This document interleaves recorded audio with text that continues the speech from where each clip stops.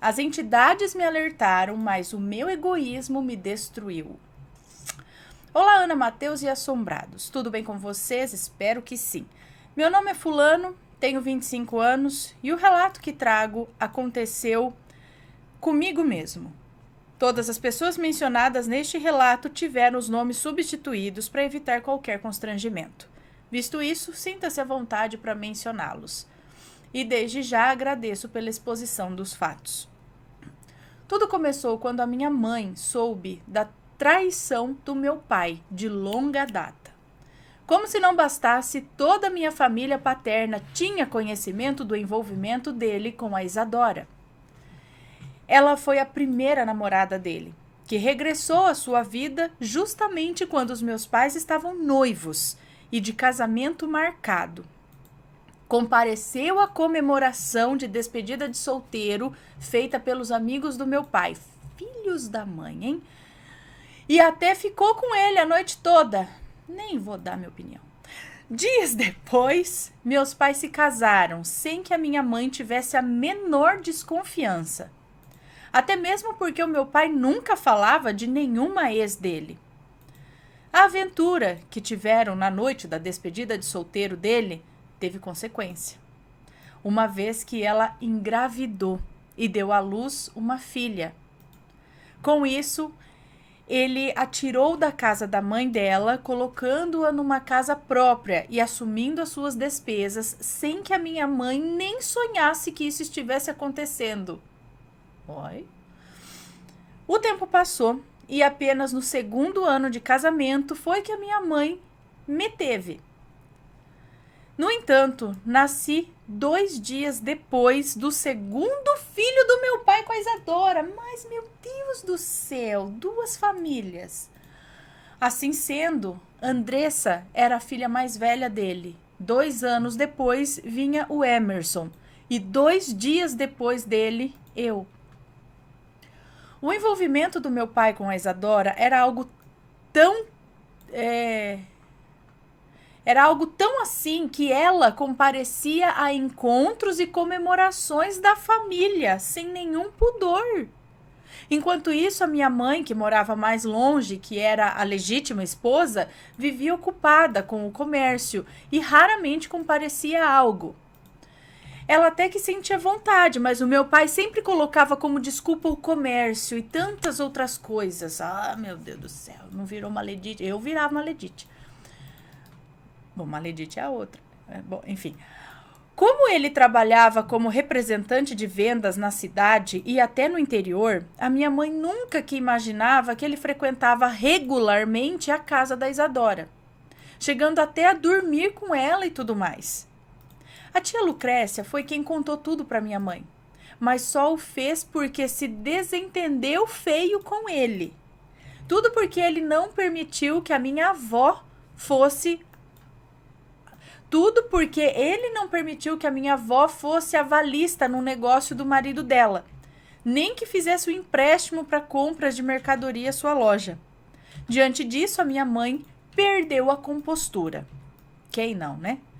Assim que meu pai chegou em casa, ela partiu para cima dele, o chamando de moleque ordinário e deferindo bofetadas, arranhões de unha, chute, mordida e tudo mais.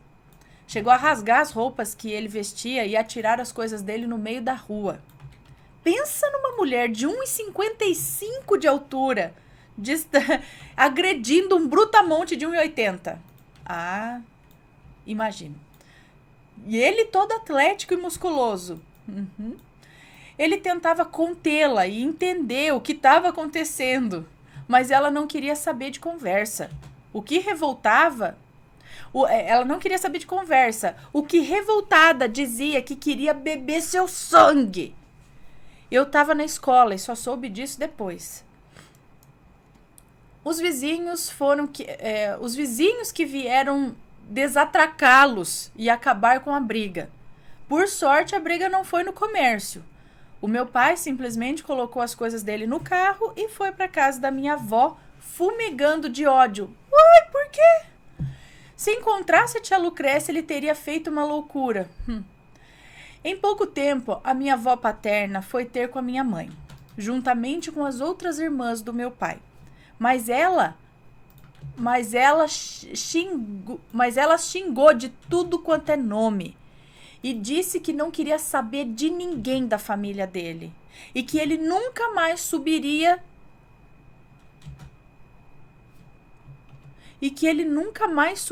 nos peitos dela, pois ela era mulher, não uma vadia de rua. Em pouco tempo, as irmãs da minha mãe souberam do ocorrido. Como tia Rita era sócia dela, tocou o comércio com a ajuda dos meus primos, o que não prejudicou as vendas ou faturamento do dia. Tia Inês mandou o Hugo, meu primo de 20 anos, me buscar na escola e me levar para casa dela. Pediu que ele me contasse tudo, mas que eu esperasse ela acalmar minha mãe para só então eu voltar para casa. Na época, com 13 anos, eu não sabia nem o que pensar. Eu nunca imaginei que o meu pai fosse capaz de tamanha canalice. Quando a minha tia ligou avisando que a minha mãe já estava mais calma, não perdi tempo e fui para casa. Assim que ela me viu, foi logo me abraçando, me beijando. Aos prantos me informou que agora só tínhamos um ao outro e que o meu pai não valia nada. O meu mundo havia caído. No entanto, tia Inês comentou que, independente da falta de caráter do meu pai, eu não devia tomar as dores da minha mãe, pois eu era filho dos dois e não era justo me envolver na relação deles. Por outro lado, os filhos que ele tinha eram meus irmãos e não tinham culpa da canalice do nosso pai. Exatamente. Os dias que se sucederam foram terríveis. Nunca vi a nossa vida tão exposta na vizinhança. Em sua ira, a minha mãe contava e recontava tudo a todo mundo. Dizia que se visse ele e a vadia dele, era capaz de fazer uma loucura. Minha família materna nos dava assistência. Tia Rita coordenava os negócios no comércio, enquanto a tia Inês ouvia o desabafo da minha mãe e a aconselhava a não deixar que aquilo a destruísse. Continuei comparecendo às aulas normalmente, e todos os meus primos passaram a ser muito compreensivos e atenciosos comigo. Foi quando os horários das aulas acabaram. Eu saía da escola pensativo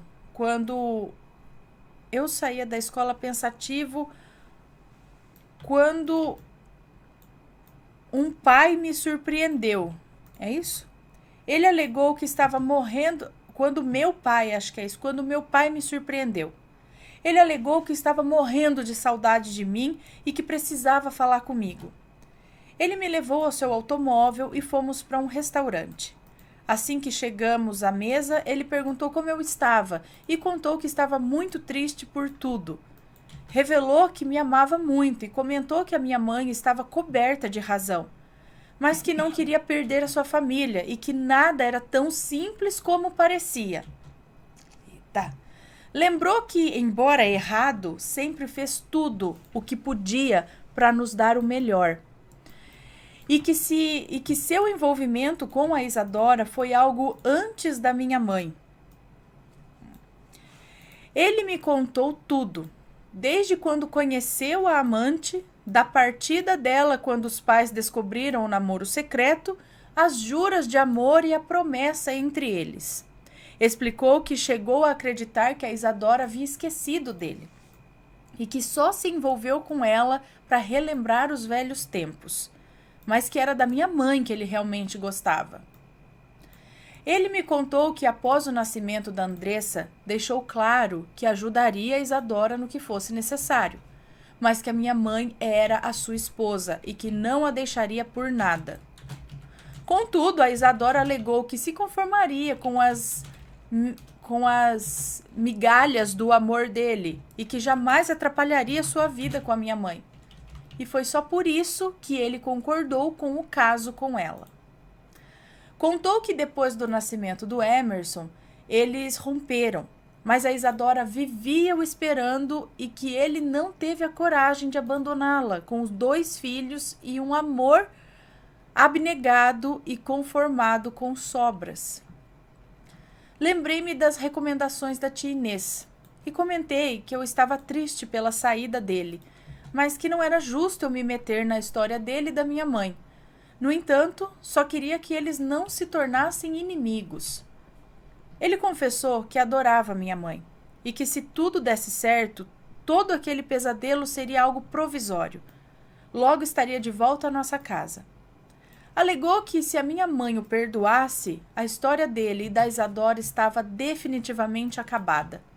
Entretanto, continuaria dando assistência aos meus irmãos. Sorrindo, mencionou que eu precisava conhecê-los. Até me mostrou a foto deles. Vi que meus irmãos eram lindos. O Emerson, então, nem se fala.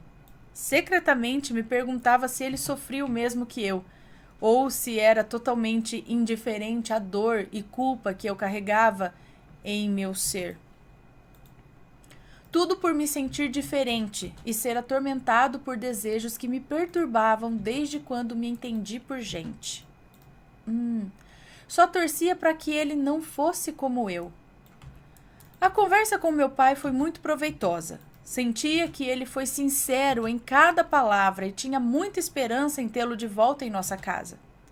Por outro lado, queria sim a aproximação dos meus irmãos. Sempre me senti muito sozinho e saber que eu tinha 2 irmãos me agradava muito. Quanto a Isadora, eu a detestava. Ao chegar em casa, evitei mencionar o encontro com meu pai. Minha mãe estava indignada e eu não queria colocar mais fogo na fogueira, né? Mais fogo na lenha. Ela não estranhou o meu atraso.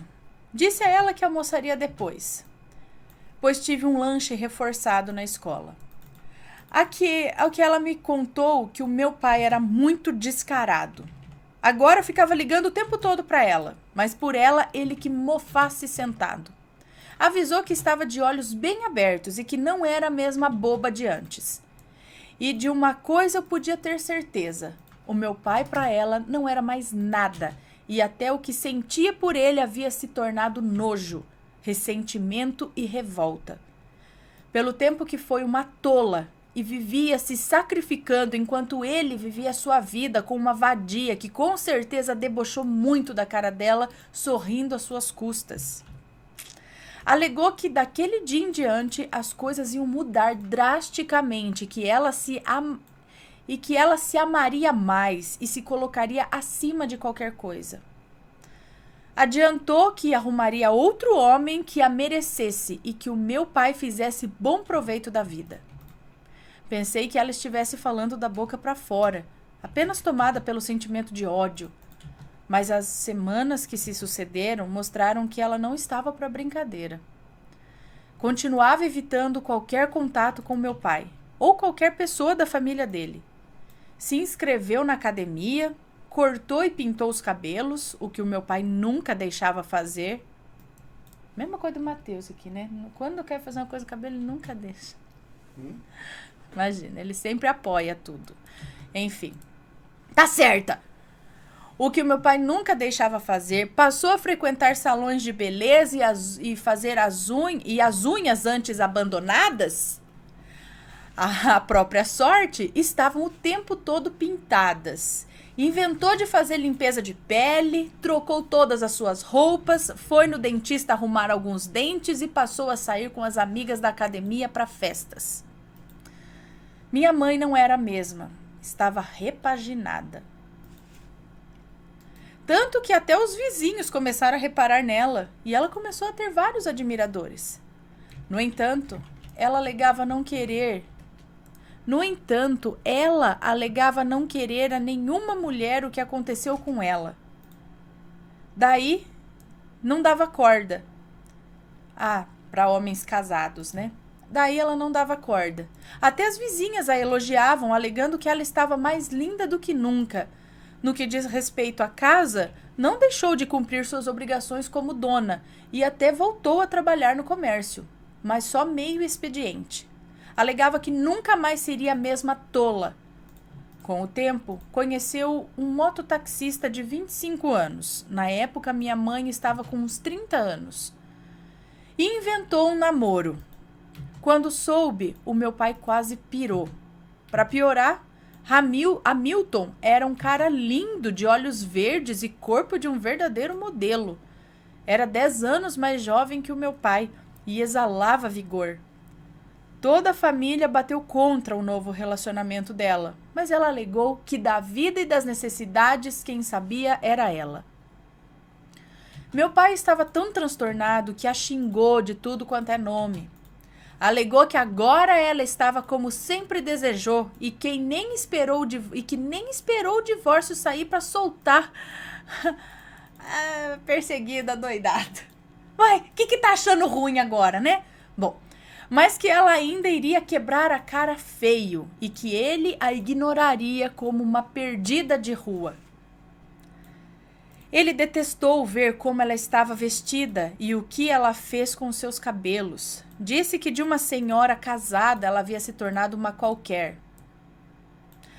As minhas tias paternas viviam de olho na vida da minha mãe e a minha avó passou a detestá-la, chegando até a aconselhar o meu pai a entrar na justiça e tomar a minha guarda, pois ela não tinha nenhum exemplo para me dar. O que mais irritava o meu pai era que a minha mãe só falava com ele sorrindo e meio que debochando. Agia como se as palavras dele não tivessem nenhum valor. É complicado. Com 6 meses de envolvimento com o Hamilton, minha mãe o levou para morar conosco. Eita. Eu fiquei surpreso com a decisão dela, mas não me opus. Meu pai queria saber como ele me tratava e eu contei que ele era um cara legal. Furioso, ele me disse que se aquele sujeitinho ordinário me fizesse alguma coisa, que eu contasse, pois ele acabaria com a raça dele. Isso aí, tá certo também. Hamilton se mostrava um cara muito apaixonado por minha mãe. Não a proibia de nada e ela vivia na garupa da moto dele. Ele a deixava na academia, a levava ao supermercado, resolvia problemas no banco e outros para ela e era um cara sossegado. Adorava assistir animes, seriados e filmes, não era egoísta nem mandão. Fazia qualquer coisa para mim e repetia que quem amava cabrita deveria amar o cabritinho também. Eu não tinha do que reclamar. Como passou a morar com ele, minha mãe largou as festas e bebedeira. Hamilton era um ex-usuário de drogas que estava correndo atrás do tempo perdido. Ele não bebia ou fumava e até parecia ser evangélico.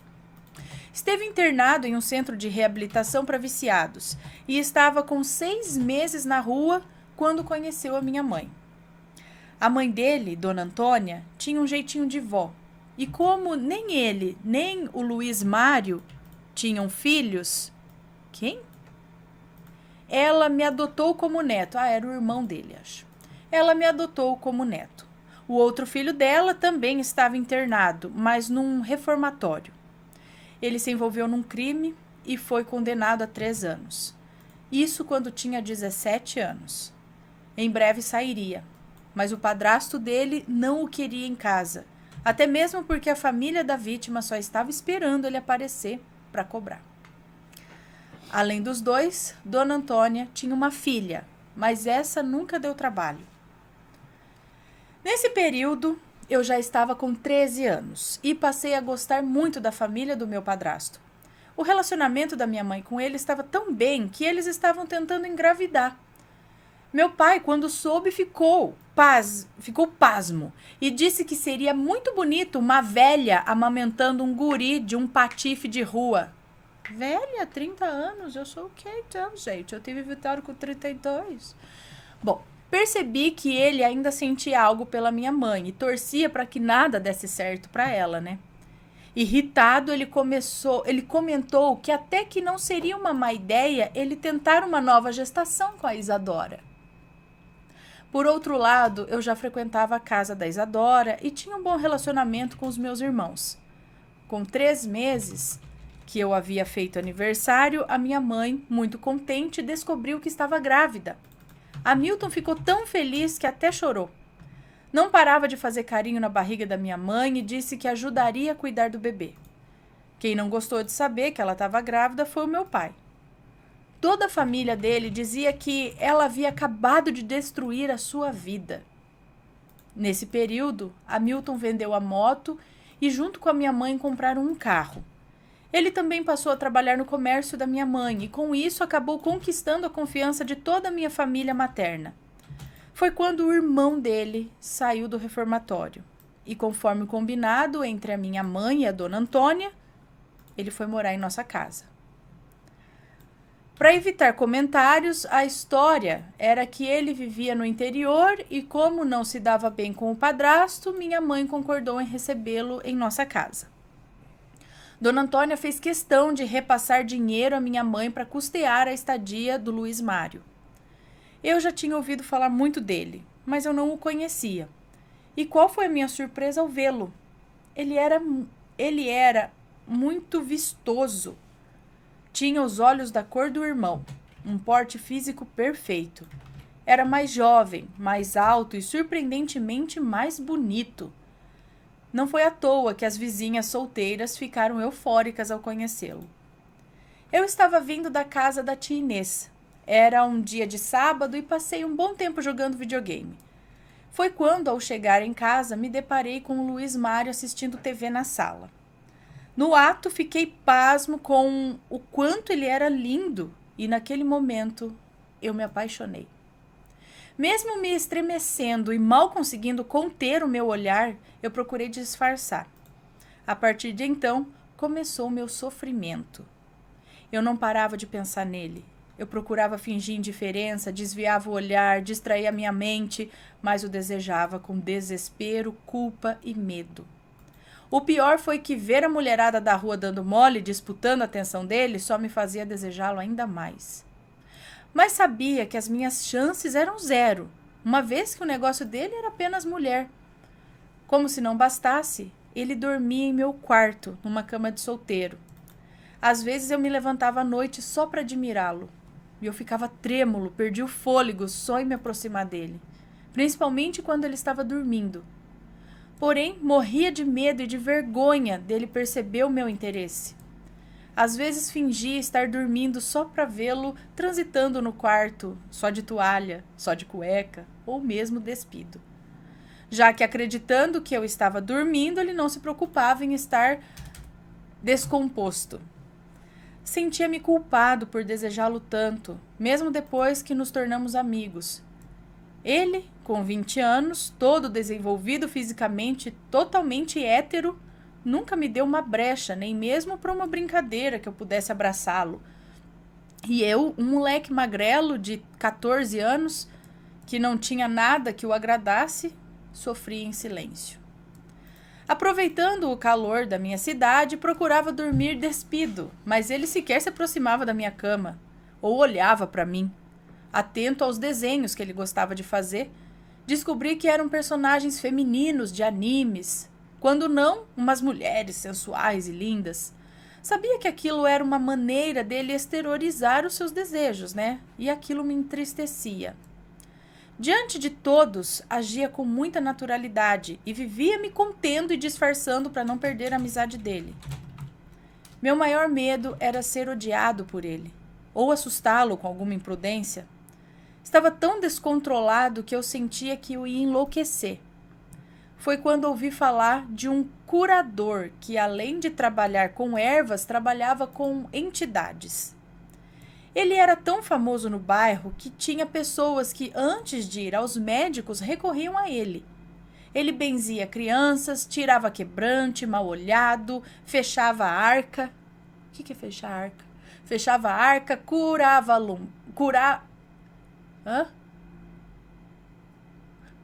a barriga de mulher para ela ser mãe, trazia marido de volta, abria caminhos e até ajudava alguns políticos a se eleger. Uma coisa que chamava a atenção era que ele tinha uma casa muito humilde. A esposa dele era idosa, assim como ele.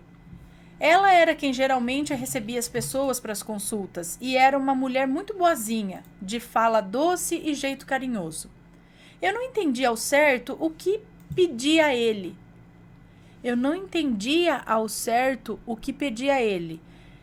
Eu tinha vergonha de confessar a ele que eu queria um trabalho para um cara se apaixonar por mim. Eu tinha medo dele brigar comigo ou me tratar mal, mandando eu criar vergonha na cara, sabe? jeito de homem, e não fazer ele perder tempo com bobagens. Também tinha medo dele sair contando o motivo pelo qual o procurei. Aquele medo me torturava. Em minha mente, uma luta constante, a vontade de procurá-lo e o medo de ser maltratado e exposto. Foi quando decidi me arriscar. Era um dia de sexta-feira e, ao invés de ir para a escola, decidi comparecer a uma consulta com ele. No entanto, a casa estava lotada e eu tinha vergonha e medo de ter algum conhecido da minha família e sair contando que me viu na casa dele. Passei a tarde toda dando volta pelo quarteirão que ele morava. Ao passar em frente à casa, eu disfarçava, mas sempre dava uma olhadinha para ver como que estava o movimento. Já era por volta das 6 horas da tarde quando vi que não tinha mais ninguém. Tremendo de nervoso, eu corri para dentro da casa dele. A mulher dele estava arrumando a sala e, ao me ver, até se assustou. Muito sem jeito, eu pedi perdão pela ignorância, como cheguei à casa dela, e expliquei que queria falar com o seu ciclano. Ela me disse que ele estava encerrando uns pormenores lá e que para melhorar as minhas notas na escola, o melhor era estudar mesmo e deixar as entidades trabalhar com coisas mais urgentes. E eu comecei a sorrir e disse que não era nada em relação à escola. Perguntei quanto era a consulta com ele. Ao que ela, sorrindo, falou que era o quanto eu quisesse dar. Entreguei a ela todas as minhas economias. Ao que ela sorriu e me disse que era melhor eu não dar nada e usar o que eu tinha para comprar o que fosse preciso para o trabalho. Foi quando ouvi a voz do seu ciclano alegando que eu poderia entrar, já que passei a tarde toda querendo fazer aquilo. Naquele momento eu gelei. A esposa dele pediu para eu ficar calmo e ir até ele. O vi na cozinha, de costas para mim, ao que me mandou acompanhá-lo. Eu me tremia feito vara verde, mas naquela altura estava disposto a falar tudo. Fomos para um quartinho cheio de santos e um monte de outras coisas, onde ele pediu para eu me acalmar e me contar tudo. Me referi a ele como seu ciclano. Contudo, ele sorriu e disse que já fazia um tempo que aquela pessoa não estava ali. Hã? Naquele momento entendi que não era ele, e eu fiquei surpreso. Imaginava que o negócio viria o fazendo entortar, gargalhar, fumar e tudo em conta, né, que vemos na TV. Contudo, a entidade era muito calma. Ao ouvir o meu pedido, ela me alertou que aquilo era muito perigoso e que não era algo bom. A amarração, é isso? Comentei que eu sabia disso e comecei a chorar ao ver que não teria jeito. Foi quando ele ficou esquisito e soltou uma gargalhada. Então disse: o moço cresceu o olho no que não é para ser seu. Aquela perna de calça só se deita com rabos de saia. Mas não posso deixar um moço tão bonito lamentando a má sorte. Então me disse que ele sim poderia me ajudar. Naquele momento senti a alegria explodindo em todo o meu ser. Não quis saber quem era aquele guia que estava ali comigo, mas sabia que não se tratava nem do seu ciclano, nem da primeira entidade que me recebeu. Essa me falou um monte de coisas. Alertou-me do perigo daquele tipo de trabalho e me deu a oportunidade de voltar atrás. No entanto, eu queria aquilo mais do que tudo. Nisso, ele foi falando o que eu teria que fazer. E eu anotava tudo. No dia seguinte, peguei a minha bicicleta, tudo o que eu tinha em dinheiro e fui comprar as coisas necessárias. Levei tudo conforme combinado. E expliquei que não queria ele amarrado a mim por completo. Eu queria que ele fosse livre para ter a mulher que desejasse, só que estivesse à minha disposição. Enfim, foi feito. Eu recebi um frasquinho com um líquido que eu devia pingar na testa dele uma gota por dia, sempre que ele estivesse dormindo à noite. Fui informado que deveria fazer aquilo porque a indução começaria por sonhos. No entanto, só era para ser feito durante 7 noites no máximo. E assim que eu visse o sinal que as coisas já estavam encaminhadas, deveria parar com aquilo e me preocupar apenas com os meus banhos, orações, etc. Ele me deu um frasquinho perfumado para eu usar o conteúdo sempre antes de dormir e pela manhã tomar banho, me livrando do cheiro. Tinha outros rituais a serem seguidos à risca e algumas recordações importantes. Recomendações importantes, não sei. Eu me sentia feliz e mal via a hora do negócio funcionar. A primeira noite do ritual foi muito calma. A segunda também, tudo normal. Porém, na terceira, ao dormir, sonhei que era noite e eu estava no quintal da minha casa, diante de uma mesa com um saco de ração.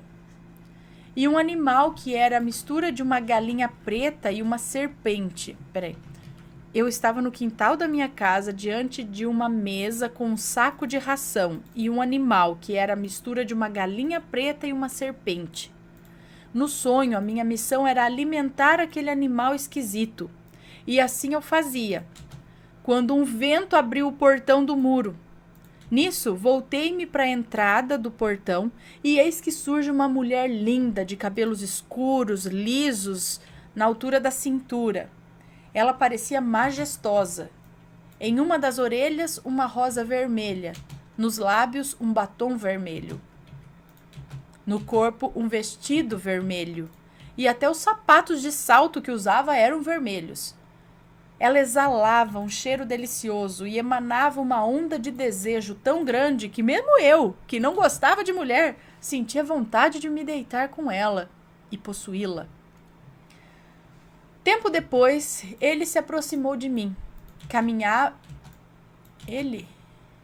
Tempos depois, ele, o rapaz, se aproximou de mim. Caminhava cheio de charme e me perguntou se eu... é ela. Tempo depois, ela se aproximou de mim. Caminhava cheia de charme e me perguntou se eu queria ser como ela ou preferia tê-la. Respondi que queria tê-la. Ela, então, me perguntou o que eu faria com ela. Ao que eu mencionei um monte de coisas assim a ela, né? E sentia todo o meu corpo queimando de desejo. Nisso, ela começou a dançar e girava graciosamente em volta de mim. Depois me beijou, sorriu e me disse... Depois ela me beijou, sorriu e me disse que eu jamais deveria usar calcinha ou me travestir. Caso contrário, eu teria com ela. Caso contrário, eu teria com ela ou seria como ela, não sei, e não gostaria do que aconteceria comigo. Pois diante dela eu agi como homem e ela não perdoaria se eu me vestisse como mulher. O perfume dela era de enlouquecer e tinha uma fragrância que mexia no mais íntimo dos íntimos. No mais íntimo dos instintos. Bom, naquele momento eu fui acordando e visualizando o ambiente do quarto na penumbra. Foi quando avistei aquela mulher caminhando em direção ao Luiz Mário, que dormia só de cueca e de barriga para cima. O vestido daquela mulher agora tinha uma cauda digna de uma princesa, e realmente aquela mulher era o desejo e a beleza em pessoa. Eu não conseguia me mover. Foi quando ela parou diante dele e, se inclinando, pareceu beijá-lo na boca. Ela também percorria a mão por seu corpo imóvel e adormecido. Tempo depois, ela se ergueu e caminhou até a saída do quarto. Contudo, antes de sair do quarto, virou a cabeça em minha direção. Foi quando notei que seus olhos eram vermelhos. E sem que ela movesse a boca, eu senti como se me dissesse que agora Luiz Mário era todo meu. Assim que ela atravessou a porta fechada, me levantei mesmo com medo e abrindo a porta. Olhei no corredor, na esperança de vê-la, mas nada. Inconformado, procurei pela cozinha, sala e demais compartimentos da casa, né? Mas nem sinal dela. Foi quando decidi voltar para o quarto. E, para minha surpresa, Luiz Mário balbuciava algo, enquanto meio que se debatia na cama. Preocupado, fui até a cama dele saber o que ele tinha. Ao que ele acordou e, surpreso, indagou o que eu estava fazendo ali. Expliquei que ele começou a fazer uns barulhos estranhos e eu imaginei que estivesse passando mal. ao que ele comentou que não foi nada. Hello? Não foi nada. Apenas teve um sonho muito idiota, esquisito e que o fez sentir vergonha e nojo de si mesmo. Pediu que eu esquecesse aquilo e que fosse para minha cama. E assim o fiz, até mesmo porque sabia muito bem o que ele havia sonhado. A entidade que falou comigo na casa do seu ciclano havia me alertado que ele teria sonhos picantes comigo, que a cada dia ficariam mais presentes. Senti-me aliviado por não ser algo mais sério e ao mesmo tempo feliz em ver que tudo que me foi prometido estava acontecendo. No dia seguinte, ele não estava para conversa comigo e até me evitou durante um período do dia. Eu procurei não dar importância, até mesmo porque fui avisado que como o que estava sendo colocado nele era algo que ele não tinha ou que ele sentia, antes, ele precisava de um tempo para aceitar essa nova condição. Como no segundo dia de ritual havia acontecido que poderia levar 7 dias para acontecer, segui a recomendação de despejar o líquido em água corrente e enterrar o recipiente debaixo de um cajueiro. Olha lá, os cajueiros são assombrados. Ao regressar da escola, surpreendi uma vizinha conversando com o Luiz Mário. Com todo o respeito que sinto pelas mulheres, aquela menina tinha fama de ser tipo um motosserra. Uma motosserra, não sei. Vivia com a motosserra? Ser um motosserra. Vivia com a avó e com 20 anos já tinha 5 filhos. Misericórdia. Cada um com um cara diferente. Ai, Deus meu. Aquilo me deixou indignado com o Luiz Mário. Tanto que, ao invés de almoçar, eu só tomei meu banho, passei a toalha em volta da cintura e me atirei na cama. Eu senti um sono terrível e acabei adormecendo. Quando acordei, senti uma mão alisando as minhas costas e a voz do Luiz Mário. Eu pensei que estivesse sonhando, mas era ele mesmo. E ele perguntou o que eu tinha e se eu estava doente. Informou que a minha mãe havia passado em casa para pegar uns papéis, pois teria mais uma consulta do pré-natal, e pediu que ele me acordasse para eu estudar. Ele se afastou, mas eu estava fascinado, já que aquela foi a primeira vez que ele havia feito um carinho em mim. Mas o que me deixou mesmo contente foi perceber que...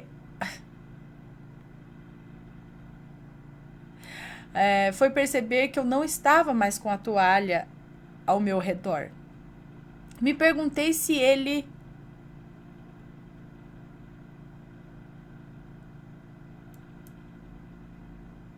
Eu me perguntei se ele me tocou, E mesmo sem saber da resposta, eu me sentia feliz. Com 2 semanas que cumpri os rituais recomendados, Luiz Mário e eu tivemos uma noite romântica. Mas ele se arrependeu. Chegou a dizer que não se reconhecia mais como ser humano. Confessou que nem no tempo em que ficou no reformatório e vez ou outra ficava sabendo de abusos contra algum interno, ele jamais participou ou apoiou uma coisa dessas. Agora ele tinha feito aquela loucura. Chorando, ele me pediu perdão e disse que aquilo foi um crime, uma barbaridade. Eu comentei que ele não deveria pensar daquele jeito e que eu queria muito e que eu queria muito mais com ele. Eu queria muito mais isso do que ele. Indignado, ele alegou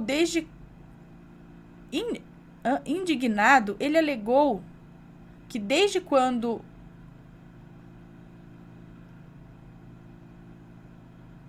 ele alegou que era mais provável que eu havia gostado disso por carência de amizade e atenção. Ele acreditava que com isso havia conseguido um amigo com quem contar e tudo mais. Mas que aquilo foi uma maldade, não deveria se repetir. Por ser algo sujo e hediondo. 2 dias depois, ele aproveitou a saída de todos e a minha ida para a escola. Então, ele tentou acabar com a própria vida. Eu já estava na escola quando tive a sensação que ele ia tentar fazer aquilo. A princípio, imaginei que era coisa da minha cabeça, Contudo, a sensação que aquilo seria real me incomodou tanto que eu fugi da escola e fui praticamente correndo para casa. Por sorte, eu tinha as chaves reserva da porta e consegui chegar a tempo de salvá-lo. Foi algo muito assustador, desesperador e marcante. Ele já estava... Bom, felizmente pude salvá-lo. E ele, diante da dor que sentiu, e eu comecei a chorar bastante e comecei a bater nele. O acusei de ser um louco e disse que contaria tudo à família dele. E ele mesmo, com dificuldade, pediu para eu não fazer isso e, me abraçando, prometeu que nunca mais ia fazer aquilo. Diante disso, eu guardei segredo do ocorrido, mas eu não tive mais paz. Só pensava que, caso acontecesse alguma coisa com ele, eu era o culpado. Procurei o seu ciclano, e qual foi a minha surpresa ao ouvir os comentários que ele tinha falecido, vítima de um ataque cardíaco fulminante enquanto dormia. Por ele ser alguém conhecido no bairro, a notícia logo se espalhou. Eu fiquei desesperado, pois tinha esperança dele consertar a loucura que busquei. O pior foi que até a mulher dele se mandou para o interior para velá-lo e sepultá-lo e não deu mais as caras na cidade. Mesmo arrependido, eu nunca tive coragem de revelar o que fiz a Luiz Mário. Desde os meus 14 anos que nos envolvemos emocionalmente, mas sempre o incentivei a viver a sua vida com as mulheres. Atualmente, a minha mãe continua casada com o Hamilton, Saori e Sasuke são os nomes do casal de gêmeos que eles tiveram. Meu pai continua vivendo com a Isadora e já é vovô, tanto por parte da Andressa quanto por parte do Emerson. Meus irmãos mais velhos e eu trabalhamos com o nosso pai. Luiz Mário é casado, tem 31 anos, tem 6 filhos, cada um de um relacionamento diferente, e sua esposa é uma mulher evangélica. Mas nem ela conseguiu tirar a amarração que foi feita. Ele continua tendo seus deslizes comigo, frequentemente. A minha vida sentimental é uma tristeza. Já tentei me relacionar com outras pessoas, mas eu tenho medo da reação extrema do Luiz Mário. Ele chegou a me agredir algumas vezes, me ameaçar de expor a minha vida, a minha família, além de prometer fazer uma loucura consigo mesmo caso eu o abandone por definitivo. Hoje eu pago com juros e correção monetária a minha imprudência. E deixo o meu exemplo como alerta para quem pensa em fazer a mesma loucura que eu. Ana, muito obrigada por tudo, fique com Deus e me perdoe pelo relato longo. Tentei diminuir ao máximo e acredite, muitas coisas eu deixei de mencionar. Só uma ressalva. Eu não culpo as entidades, pois elas só me ajudaram e até me avisaram dos perigos do trabalho solicitado. É como você sempre lembra, a culpa não é da religião, mas sim das pessoas. Pois é, a própria entidade falou que isso, a primeira entidade era uma. Ela já ia falar, não, faça isso, não sei o quê. De repente, chegou outra. Essa outra já um pouquinho mais maliciosa, parece, vendo ali uma oportunidade, não sei o que aconteceu, mas também a segunda também alertou. Também disse que aquilo tinha suas consequências e não era uma coisa boa.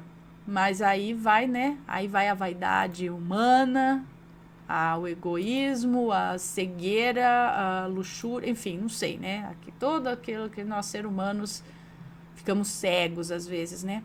E aí o difícil é que envolve outras pessoas que não tinham nada a ver com o assunto, pagam por isso, diversas outras pessoas pagam por isso, por uma coisa, né? Mas não dá mesmo para desfazer? Nem em outro lugar? Para deixar ele livre e você também? Porque, né? Amarrou.